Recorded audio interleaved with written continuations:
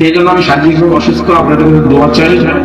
যেহেতু এসেছেন মুসলমান ভাইরা, আমি আল্লাহ পাকের কালামে পাক থেকে আপনাদেরকে সংশোধন করার জন্য, আপনাদেরকে দুই একটা নসিহত করার জন্য আমি অধীন বনামের এখানে বসেছি। আমি যদি আল্লাহর কোরআন থেকে সংক্ষিপ্ত সময় সংক্ষিপ্ত কিছু বলতে পারি, আমার এই বলাগুলো, আমার এই আল্লাহ তাআলার পক্ষ থেকে আমার এই কথাগুলো প্রত্যেকটা মুসলিম উম্মাহ যারা এখানে উপস্থিত হয়েছে সকলের আমলের এবং নাজাতের ওসিলা হয়ে যায়। বলেন আল্লাহুম্মা আমিন। আসুন আল্লাহ পাকের কালামের পাক থেকে যে মেসেজটা আল্লাহ তাআলা আমাদেরকে দিয়েছেন সেই মেসেজটা আমরা গ্রহণ করি। কি আল্লাহ তাআলা স্পষ্ট জানিয়ে দিয়েছেন, ওয়া ইয ক্বালা লুকমান, যখন লোকমান লিবনিহি তার সন্তানকে ডাক দিয়ে, লিবনিহি তার সন্তানকে ডাকলো, ইয়াইযুহু তার সন্তানকে ডেকে ওয়াজ করলো। সন্তানকে ডেকে কি করেছেন? ওয়াজ করলো। ইয়াইযুহু তার সন্তানকে ডাক দিয়ে ওয়াজ করলেন, নসিহত করলেন। সেই ওয়াজটা কি আল্লাহ তাআলার কাছে এত পছন্দ হলো, আল্লাহ তাআলার কাছে এত ভালো লাগলো, হযরত লোকমান পিতা হয়ে তার সন্তানকে নসিহত করলো, ওয়াজ করলো।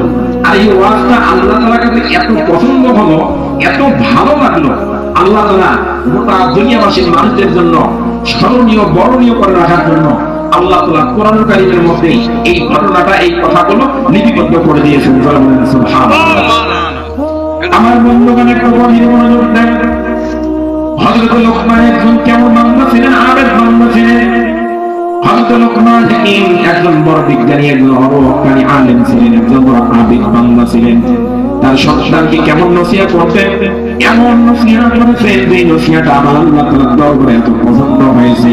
আল্লাহ রাব্বুল আলামিন 114 সূরার মধ্যে একটা সূরার নাম সূরা লোকমান। হযরত লোকমানকে ভালোবেসে আল্লাহ তাআলা একটা সূরা লোকমান নাযিল করেছেন।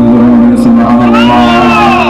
আল্লাহ রাব্বুল আলামিন বলেন, ওয়া ইয ক্বালা লুকমানু লিবনিহি ওয়া হুয়া ইয়াইযুহু ইয়া বুনাইয়া লা তুশরিক বিল্লাহ ইন্নাশ শিরকা লাযুলমুন আযীম। আল্লাহু আকবার। আল্লাহ রাব্বুল আলামিন লোকমান তার সন্তানকে ডাক দিয়ে ওয়াজ করলো, নসিহত করলো। কি নসিহত করলো? ইয়াইযুহু ইয়া বুনাইয়া, হে আমার কলিজার টুকরা সন্তান, হে আমার কলিজার টুকরা সন্তান, হে আমার কলিজার টুকরা ছেলে, লা তুশরিক বিল্লাহ, আল্লাহর সাথে শরীক করো না, আল্লাহর সঙ্গে অংশীদার স্থাপন করো না, আল্লাহর সঙ্গে সমকক্ষ বানিও না। কেন কেন কেন? ইন্নাশ শিরকা লাযুলমুন আযীম, নিঃসন্দেহে এই শিরক হচ্ছে বিরাট বড় জুলুম এবং মহা অন্যায় জুলুম। বলেন আল্লাহু আকবার। আমার না আল্লাহ। আল্লাহ কি বলতেছে? যে লোকমান তার সন্তানকে ডাকলো, ডেকে ওয়াজ করলো। কি ওয়াজ করলো? লা তুশরিক বিল্লাহ, আল্লাহর সাথে শরীক করো না, অংশীদার স্থাপন করো না, আল্লাহর সাথে সম্পর্ক বানিও না। আল্লাহ এক, আল্লাহ অদ্বিতীয়, আল্লাহ খায় না, আল্লাহ ঘুমায় না, আল্লাহ কাউকে জন্ম দেন না, কাউকে আপনি জন্ম নেন না। আল্লাহ এক, অদ্বিতীয়, আল্লাহর সঙ্গে কোনো কিছুতে শরীক করা যাবে না।